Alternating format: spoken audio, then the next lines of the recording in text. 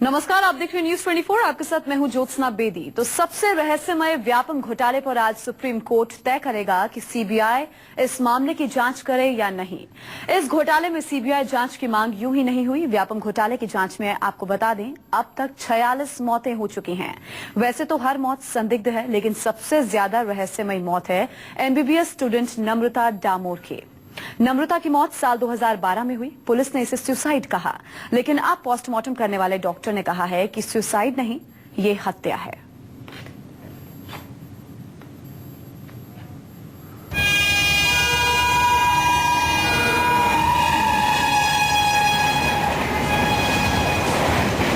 सात जनवरी 2012 रात के 9:30 बज रहे थे और ट्रैक पर तेज रफ्तार से ट्रेन गुजर रही थी। रेलवे ट्रैक से चंद कदमों की दूरी पर पड़ी थी एक लड़की की लाश।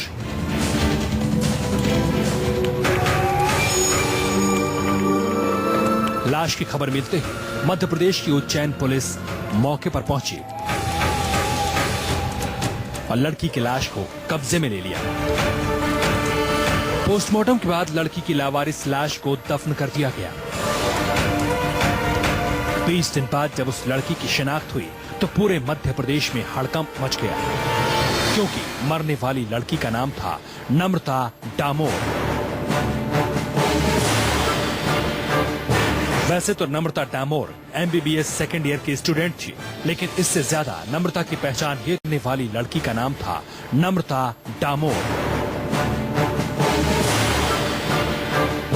वैसे तो नम्रता डामोर एमबीबीएस सेकेंड ईयर की स्टूडेंट थी, लेकिन इससे ज्यादा नम्रता की पहचान ये थी कि उसका कनेक्शन मध्य प्रदेश के इतिहास के सबसे बड़े घोटाले व्यापम से जुड़ा हुआ था।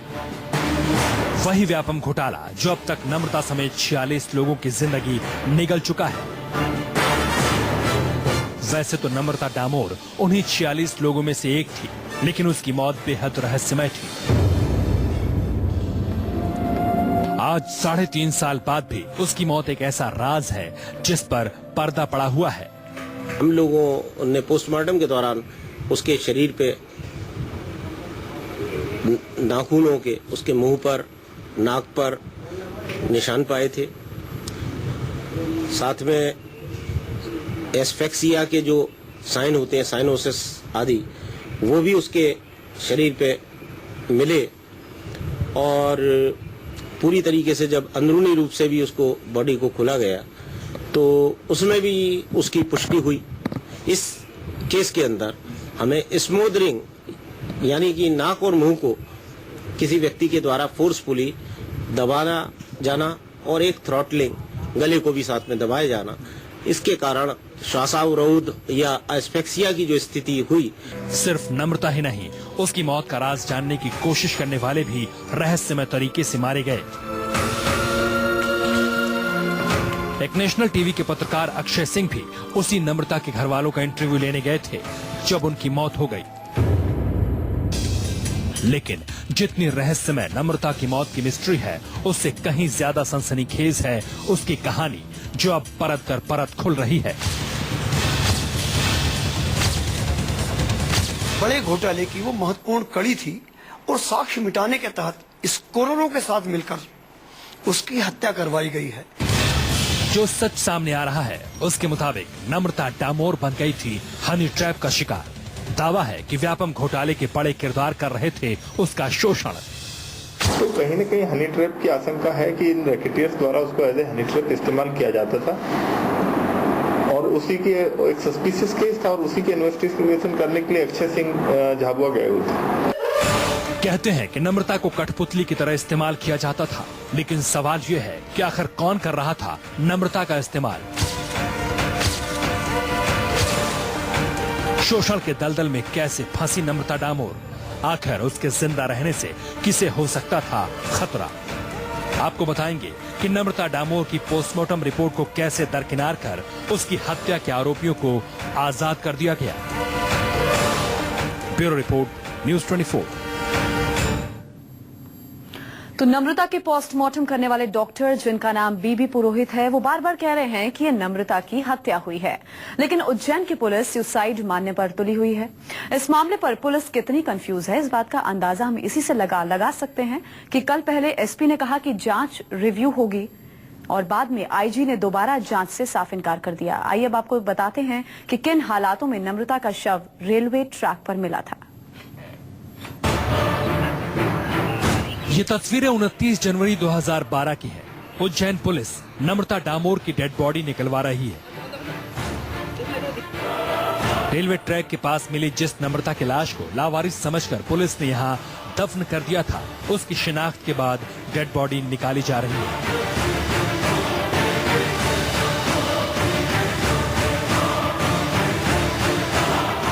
लेकिन नम्रता को दफनाने से पहले उज्जैन पुलिस उसका पोस्टमार्टम करवा चुकी थी। भले ही नम्रता की लाश रेलवे ट्रैक के किनारे पड़ी मिली थी, लेकिन पीएम रिपोर्ट में साफ साफ लिखा था कि नम्रता की मौत दम घुटने से हुई है। न्यूज 24 के पास पोस्टमार्टम रिपोर्ट की वो कॉपी है जिसमें मौत की वजह मुंह दबाकर हत्या करना बताया गया था।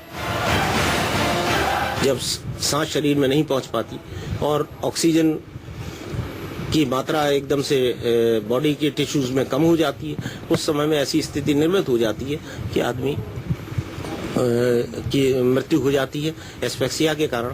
और ये अगर फोर्स बहुत ज्यादा अप्लाई किया हुआ हो और रेस्पिरेटरी पैसेज को पूरी तरीके से अगर ऑब्स्ट्रक्ट कर दिया जाए तो मिनट 2 मिनट के अंदर ही आदमी की मृत्यु संभावित है। तो आपके अनुसार जो नम्रता की मौत है वो गला दबाने से? हाँ, उसका नाक, मुंह और गला दबाने से हुई थी। नम्रता का पोस्टमार्टम 3 डॉक्टरों के पैनल ने किया था, जिन्होंने लिखा है कि नम्रता के चेहरे पर 3 नाखून के निशान हैं। होंठ पर भी नाखून के 2 निशान मिले हैं। पोस्टमार्टम के समय होंठ दबे हुए थे, जिससे कॉज ऑफ डेथ दम घुटना हो सकता है। रिपोर्ट में लिखा था कि मौत का कारण स्मूथरिंग यानी नाक, मुंह और गला दबाना है। इसी पीएम रिपोर्ट की बिना पर उज्जैन पुलिस ने हत्या का मामला दर्ज किया। उज्जैन पुलिस ने मामले की तफ्तीश शुरू की तो शक नम्रता के दोस्तों पर गया। सबसे पहले पुलिस ने नम्रता की कॉल डिटेल को खंगाला।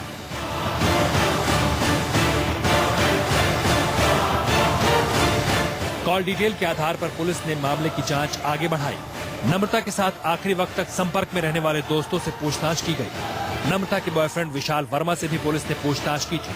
घटना से पहले सभी के बीच 70 से 80 कॉल्स की गई थी। लेकिन हैरानी की बात यह है कि मौत को आत्महत्या साबित कर दिया गया, जबकि पोस्टमार्टम रिपोर्ट में साफ साफ लिखा था कि नम्रता की हत्या की गई है। मेडिकल लीगल रिपोर्ट में पोस्टमार्टम रिपोर्ट को सिरे से खारिज कर दिया गया। रिपोर्ट में लिखा गया कि ट्रैक और डेड बॉडी की पोजीशन देखने के बाद ये खुदकुशी लग रही है। ट्रेन और डेड बॉडी की दूरी के आधार पर इसे ट्रेन से कूदकर सुसाइड करार दिया गया।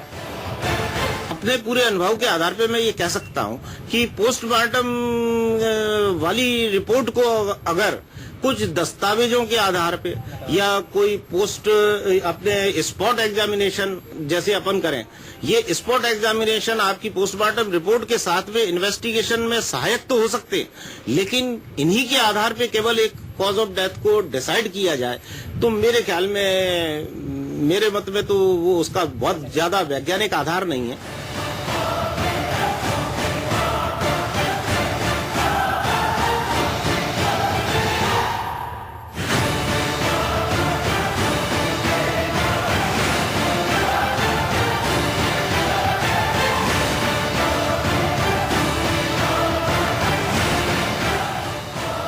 मेडिकल लीगल रिपोर्ट की बिना पर पुलिस ने महज 11 महीने बाद ही 28 दिसंबर 2012 को इसे आत्महत्या मानते हुए नम्रता के केस को बंद कर दिया। लेकिन सवाल ये उठ रहे हैं कि आखिर नम्रता की मौत को हत्या बताने वाली पुलिस पलट क्यों गई? वारदात के 1 महीने बाद मेडिकल लीगल रिपोर्ट की जरूरत क्यों पड़ी? पुलिस ने पोस्टमार्टम रिपोर्ट को सिरे से खारिज क्यों कर दिया? कहीं नम्रता की हत्या का सीधा कनेक्शन व्यापम घोटाले से तो नहीं था? क्या नम्रता डामोर घोटाले के अहम किरदारों के राज जान चुकी थी? पुलिस की तफ्तीश सवालों की घेरे में इसलिए भी है क्योंकि नम्रता का बॉयफ्रेंड विशाल शक के दायरे में था, लेकिन पुलिस ने उसे गिरफ्तार तक नहीं किया।